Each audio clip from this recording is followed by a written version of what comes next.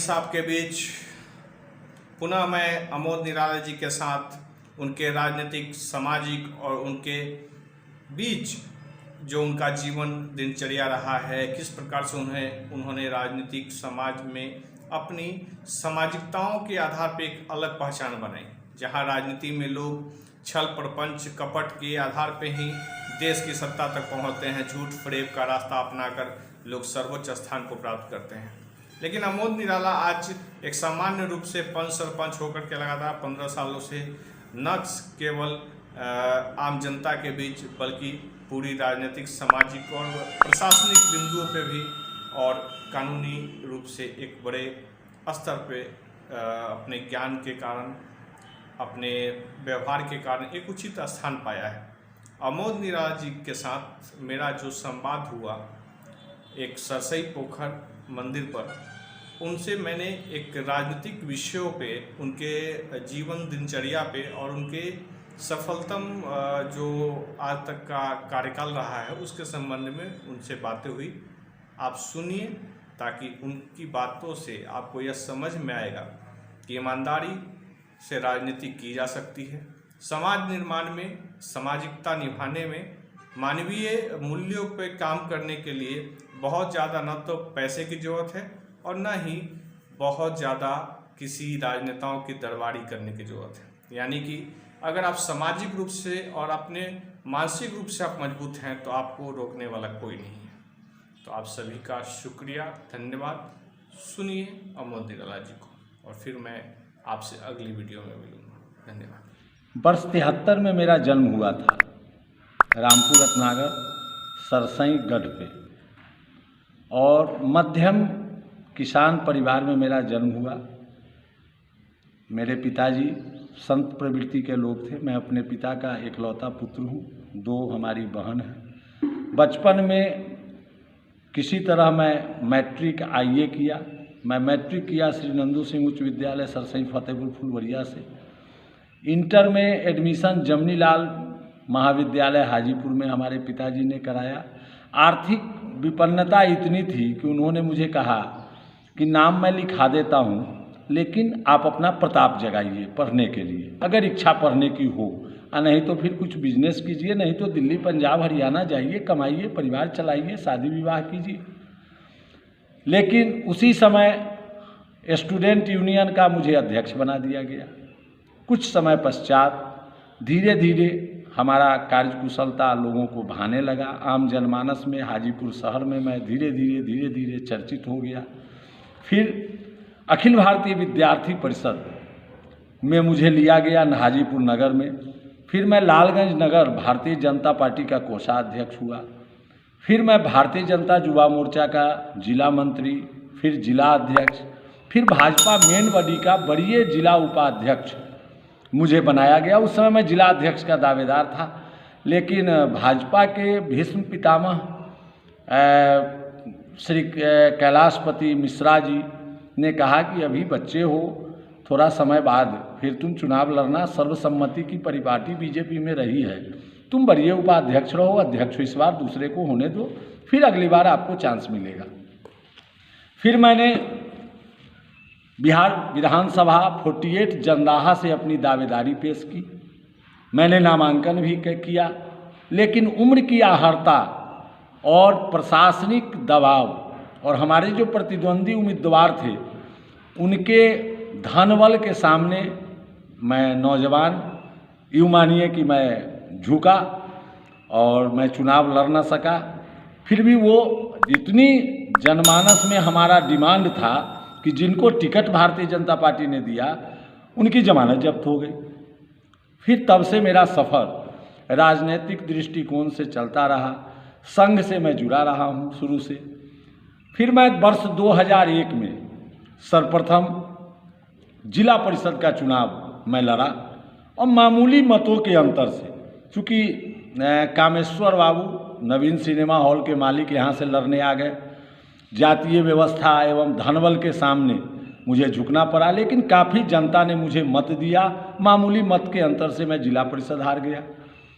वर्ष 2006 में दूसरा चुनाव हुआ, जिसमें सारे सीट रिजर्व हो गए।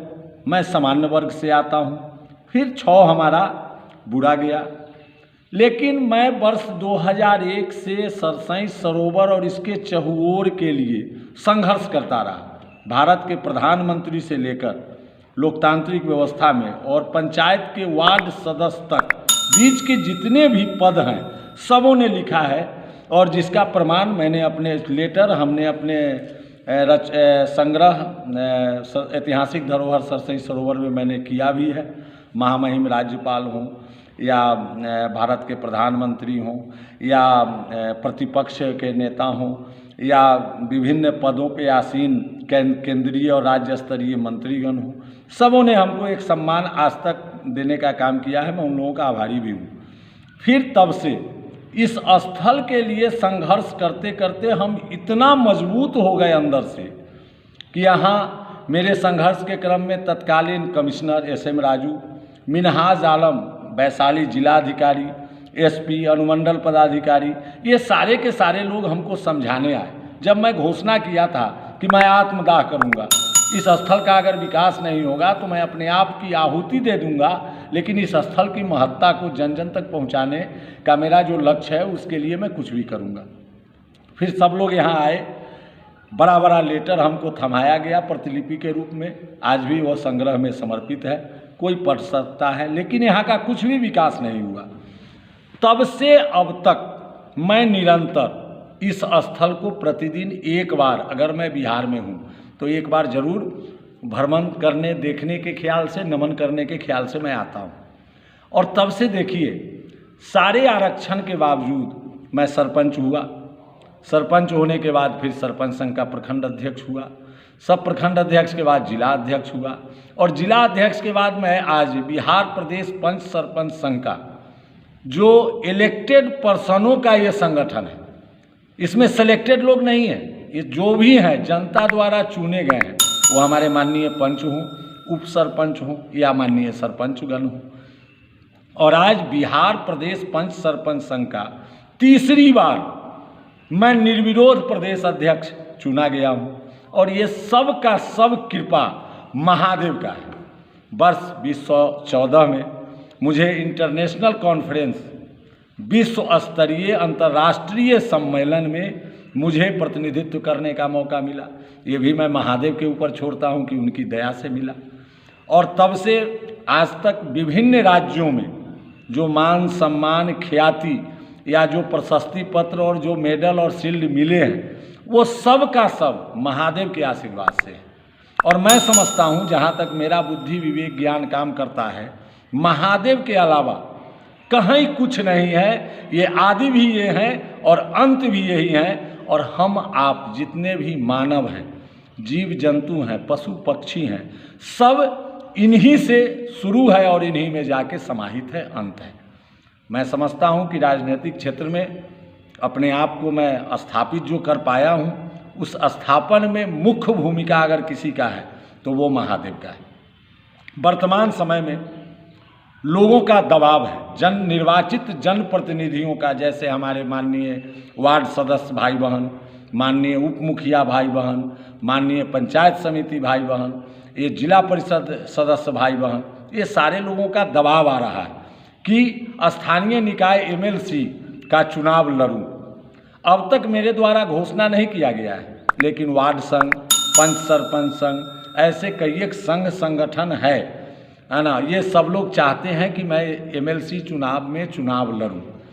चूँकि मैं आर्थिक रूप से कमज़ोर व्यक्ति जरूर हूँ, लेकिन मानसिक और इच्छा शक्ति के रूप में मैं अपने आप को सबल मानता हूँ। और इसलिए सबल मानता हूँ कि मेरे सर पे निश्चित रूप से महादेव का हाथ है, और जिस काम में मैं कदम बढ़ाता हूँ उसे सफलता मिलती है।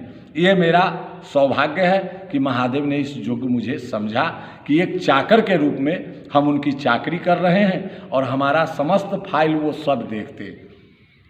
हो सकता है कि धन पशु के सामने गरीब का विजय पताका लहराए, हो सकता है कि आसमां में भी सुरंग हो जाए। वर्तमान समय का जो MLC चुनाव है, ये धन कुबेरों का है। ये पैसा से वोट खरीदने की बात लोग करते हैं, और मेरा मानना है, मेरा कहना है कि 5 तरह के MLC होते हैं। उच्च सदन में 5 तरह के लोग होते हैं। एक, जिन्हें ग्रेजुएट लोग चुनते हैं, जो अभी देवेश चंद्र ठाकुर जी हैं। दूसरा, जिन्हें शिक्षक लोग चुनते हैं। तीसरा, जिन्हें विधायक लोग चुनते हैं। और चौथा, जिन्हें निर्वाचित जनप्रतिनिधि लोग चुनते हैं, जिसके लिए लोग मुझे प्रेषित और प्रेरित कर रहे हैं। और पांचवा, जो महामहिम राज्यपाल द्वारा मनोनीत किया जाता है। और ये सब पर वर्तमान समय का राजनीति और धनबल हावी है। लोकतंत्र में जहाँ धनबल हावी हो जाए, वो लोकतांत्रिक व्यवस्था चरमरा जाती है और लोकतंत्र का सपना, वास्तविक स्वरूप अपने रूप से अलग हो जाता है। इसलिए मेरा मानना है कि लोकतंत्र में अर्थबल, धनबल का प्रेशर न पड़े। जनता को जनता के लिए जनता के द्वारा स्वच्छ छवि, जाति पाति जाति धर्म से ऊपर उठकर स्वच्छ छवि के चरित्रवान लोगों को सदन में भेजना चाहिए, ताकि आम जनता का जो सोच है, जमीनी हकीकत है, उसको सदन तक पहुंचाया जा सके। वर्तमान समय में देख रहे हैं, किसान के लिए योजना बन रहा है और जो बनाने वाले हैं वो कभी खुरपी, कुदाल, हर, बैल, जमीन, खेत से वास्ता न रहा।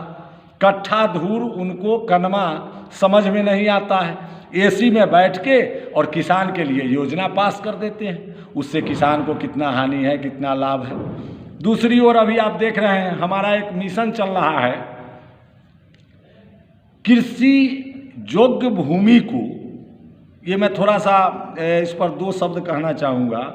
उसमें जो नीलगाय घोरपरास का आतंक है, पहले तो खेत तक था यह आतंक, अब यह आतंक रोड पर देखने को मिलता है। एक छोटा सा राज्य बिहार को अगर आप उठाएंगे तो प्रतिदिन नीलगाय के कारण दर्जनों लोगों की मृत्यु हो रही है, एक्सीडेंट हो रहे हैं। आप रोड पर एक बार वो छरप जाता है, दर्जनों लोग, हमारे सखा संबंधी भी इससे मरमाहत और हताहत हैं।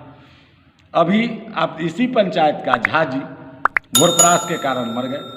उनके आ रहे थे बाइक से, उनके देह पर छरप गया। आप देख लीजिए, एक भी खेत खलिहान जहां आपको फसल पैदावार अच्छा मिले, सब घोरपरास नोच के खा रहे हैं। नहर, पैन, आहर, नाला, जो सरकार का सिस्टम है, ये सब 100% ध्वस्त है। इन तमाम बिंदुओं पर जिस कार्य को कोई नहीं करता है, उसी कार्य में मैं अपना दिमाग विवेक लगाता हूं और उसी कार्य को करता हूं। और यही वजह है कि जनता में हमारा एक अलग पहचान है और हमारे प्रति जनता समर्पित है। वर्तमान समय में भी ग्राम कचहरी का प्रतिनिधि हूँ और बिहार प्रदेश पंच सरपंच संघ का अध्यक्ष हूँ। बहुत सारे पद हैं और जिसके तहत मैं जनता का सेवा करता हूँ, जैसे पुअर स्टूडेंट हेल्प यूनियन, गरीब विद्यार्थी सहायता संघ, जिसका मैं संस्थापक अध्यक्ष हूँ। प्रतिवर्ष 2 बार मैं उसके तहत गरीब, लाचार, विवश बच्चों के बीच पाठ्य पुस्तक, लेखन सामग्री, है ना, ये सब का मैं निःशुल्क वितरण करता हूँ। एक यह कार्य है। दूसरा कार्य है मेरा प्राचीन प्राकृतिक धरोहर पर्यटन संस्थान, जिसका मैं संस्थापक अध्यक्ष हूँ। जो भी प्राचीनतम चीज़ है उसका महत्व खोजना, उसका उत्पत्ति खोजना, कब है से है, कैसे है, वो सब अध्ययन करना, धरोहर जो है उसका पूरा विवरणी रखना, पर्यटक को कैसे यहाँ लाया जा सके, जिस सर्वाधिक इससे लाभ राज्य और केंद्र सरकार को होगा। लेकिन हम चाहते हैं कि जो स्पेशली जगह है वहाँ लोगों को बताया जाए, दिखाया जाए। इतिहास जो लिखा गया, वो समझते हैं कि इतिहास किसी व्यक्ति विशेष के इशारे पर लिखा गया। इतिहास में वो तमाम बातें आज भी अक्षुण्ण है जो होना चाहिए था। अब आ जाइए, ये पर्यटक उन्हें कहते हैं जो पर्यटन के दृष्टि से, घूमने के दृष्टि से, अध्ययन के दृष्टि से, शोध के दृष्टि से जो आए, तो जब तक उस जगह के महत्व को वो उन तक नहीं पहुंचाया जाएगा तो वो कैसे आएंगे। ये जो जगह है ये 52 बीघा भूभाग पर है और मैंने बताया है कि ये 1402 में इसका उत्खनन हुआ। उस समय मुगल काल चल रहा था और मुगल काल में जनहित में ये सरोवर का निर्माण हुआ। इस सरोवर से 3 किलोमीटर पूरब एक छोटा सा और पोखर है जिसका पोखर का नाम है रानी पोखर। तो रानी पोखर पहले के ज़माने में राजा और रानी का कैंप अलग अलग ठहरता था, तो वहाँ उनका कैंप था, यहाँ इनका कैंप था। तो इन्होंने एक पोखर खुदवाया तो एक पोखर उन्होंने भी खुदवा दिया। उस रानी का नाम था लक्ष्मा देई और राजा का नाम था राजा शिव सिंह। उनकी वो महारानी थी और उनके राज्य कवि विद्यापति थे। विद्यापति जी के चाकर थे उगना। ये सब के सब यहाँ आए हैं। इस जगह के महत्व को उन्होंने चौगुनित किया है। और एक चीज़ और मैं बताना चाहता हूँ, मेरा लक्ष्य यह नहीं है कि मैं विधानसभा और लोकसभा का शोभा बढ़ाऊँ।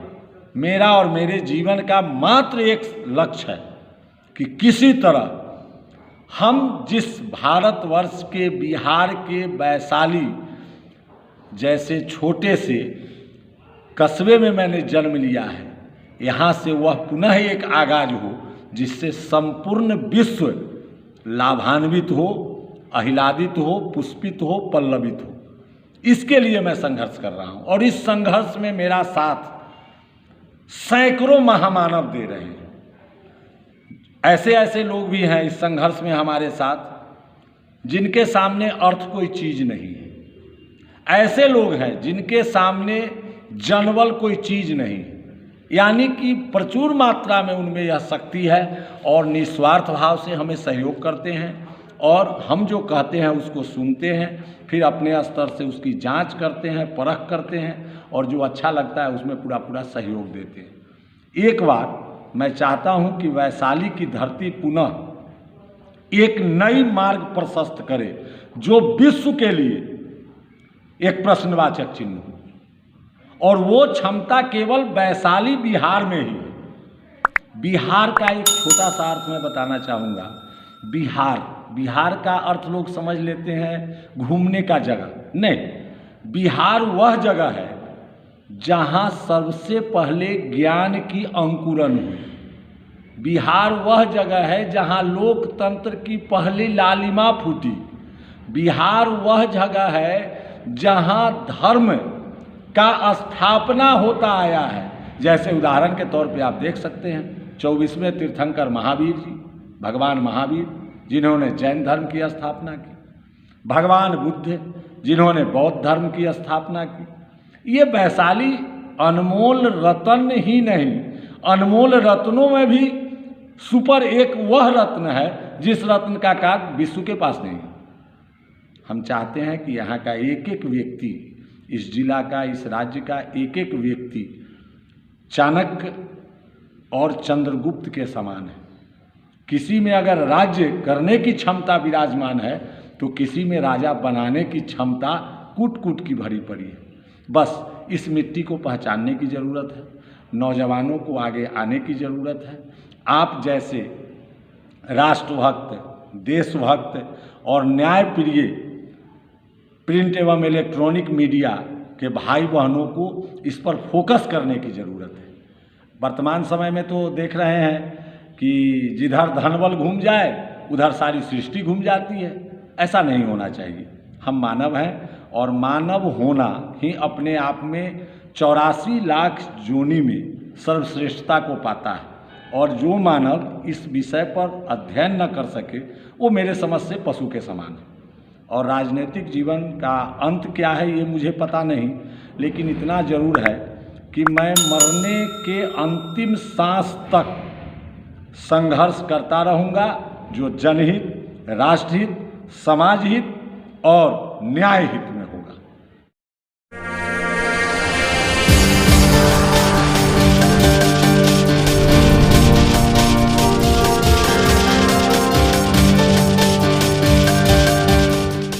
नमस्कार। कल मैंने एक वीडियो के लिए आपसे निवेदन किया था कि आप मुझे कुछ अपना संदेश दें। वैशाली में पत्रकारिता के माध्यम से मैंने कुछ आवाज पुलिस पदाधिकारी बनने का काम किया। जो नगर थाना संचालक